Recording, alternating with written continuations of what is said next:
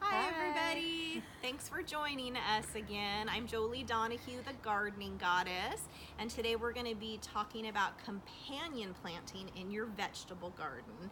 We are here again at the lovely garden of the Bauman family with Catherine and Lori, and this amazing new raised bed that they built fresh this year for their vegetables. And so we just planted up both some warm season and some cool season vegetables here in the middle of May. And as you can see, this bed is lush and full of lots of things. You might think this is too much in a raised bed, but I assure you it is not. We just did a really biodiverse planting of vegetables, herbs, and flowers. So what biodiversity is it's when we're more mimicking Mother Nature rather than just having vegetables or one type of vegetables. When we do that type of monocropping, what happens is pests know where to find our garden because they know those are the same veggies there year after year, and fungal disease builds up in the soil. So as this family can tell you, in this site before they had raised beds and they had a problem with their garlic, growing it in that spot, it got a fungal disease and it had some gnarly aphids on it. And so we are going to try to prevent things like that from happening by having a diverse group of plantings.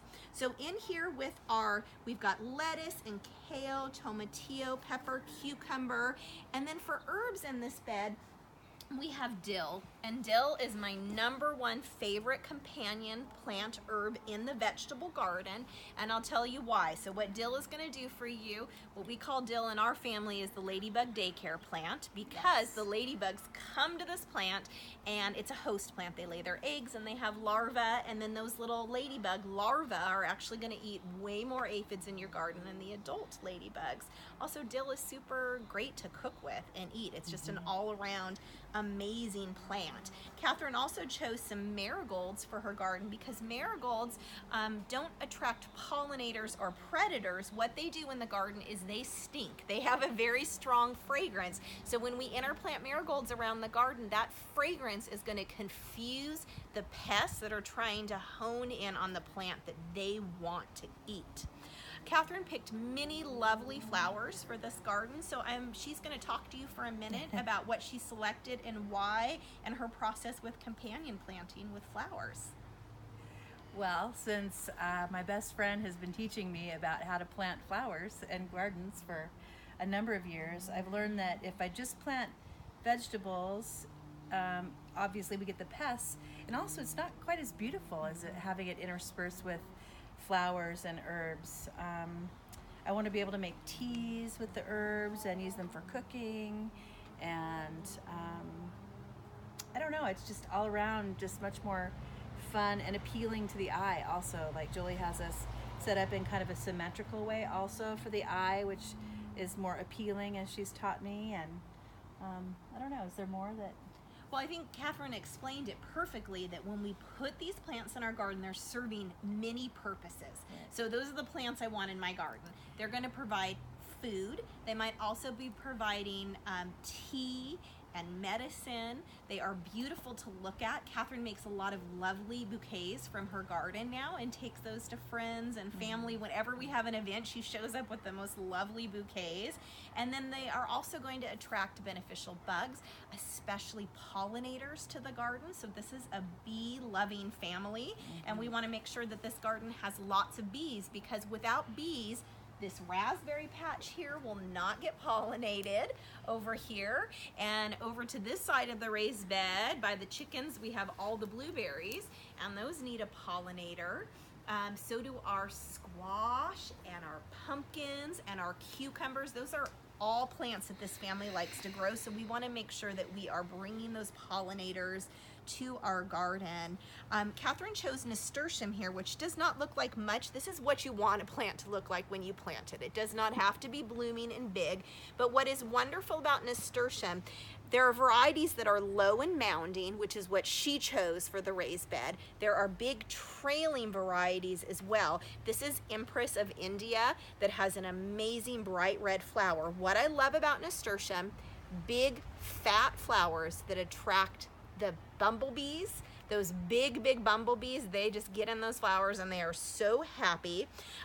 These leaves are completely edible. So these leaves are very peppery tasting, kind of like watercress. You can make a pesto out of them that's delicious. And then you can also eat the flowers off of this plant. So taking the flowers off, sprinkling them on a salad, putting them in a dip, rolling goat cheese in them would all be really great. The flowers are big, so you can stuff them and fry them. So this plant is doing so many different things in this garden. It's a very good plant to select. Some of the other things she selected were zinnias, which are yet to bloom yet, but will be nice, about 18-inch tall plants with really pretty big fat orange flowers on them. She chose some lemon verbena, which if you have not grown this herb, you absolutely want to grow lemon verbena in your garden. These leaves make the most amazing iced and hot tea. It's just fantastic. And in the back here of the bed, we put some very tall flowers on this side of the bed because this is the north side of the bed. So these will not shade things out on the south side. So we have some sunflowers. Sunflowers are wonderful flowers to attract bees and pollinators to the garden. And now thanks to the Bauman family chickens, there are sunflowers naturalizing all over their garden. And then we have some cosmos over here, which is another nice tall daisy looking flower as well. So if you want more information about companion planting flowers or edible flowers, you can get all of that information on my website, www.jolieannedonahue.com.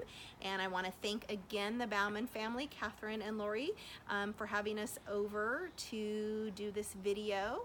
Thanks for watching, and we'll see you again. Thanks. Bye. Bye.